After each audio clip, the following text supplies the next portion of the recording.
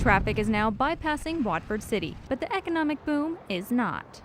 It's incredible. What's going on here is it's not going on anywhere in the country. It's a pretty special thing. But being special isn't cheap. $2.7 billion that were approved for Western North Dakota. A lot of that money went to construction of highways. One of those projects was the Watford City bypass that just opened. It's a good thing. It is a good thing. It makes it a lot easier for us truck drivers. And those who call Watford City home. The population has increased from about 1,600 5 years ago to approximately 18,000 today. The numbers always are jumping ahead of what our projections are. And so, we're still trying to get a handle on what the long-term needs are. That much growth called for an expansion in just about every sector. Every one of these areas now have expanded into new housing and commercial and retail businesses. The road construction, housing developments, and business expansion is unbelievable, but none of it would be possible without water towers like this one. You couldn't expand the city without the water, and it was tremendous impact on them being able to start catching up with the housing and with some of the infrastructure needs, the water line needs and that. And they didn't just get one additional tower. State funding allowed the city to purchase 2 towers and begin with the expansion projects. And the fear of overbuilding isn't there. We see the numbers of people who are in temporary housing, and we see the long-range job forecasts. We're only about 20% into this thing. So as long as the pumper keeps pumping, the city will keep adapting to their new normal.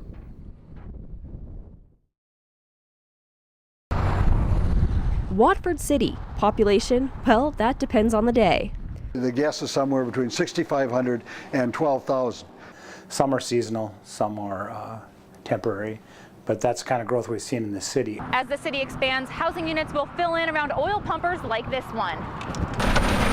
But housing isn't the only new construction going on. Cashwise opened a new store last year, which was big news for the community. You can go into a grocery store and get multiple choices. That's very exciting.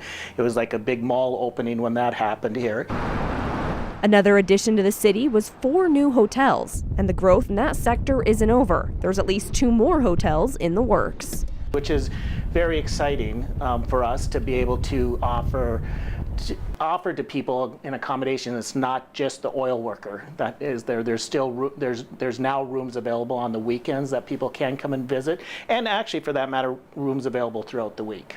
While many residents are excited about the growth, some say enough is enough. We enjoy, bigger stores because you have better variety.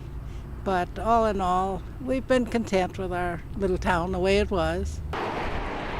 But like it or not, there's no going back now. For NBC North Dakota News, I'm Jessica Roos.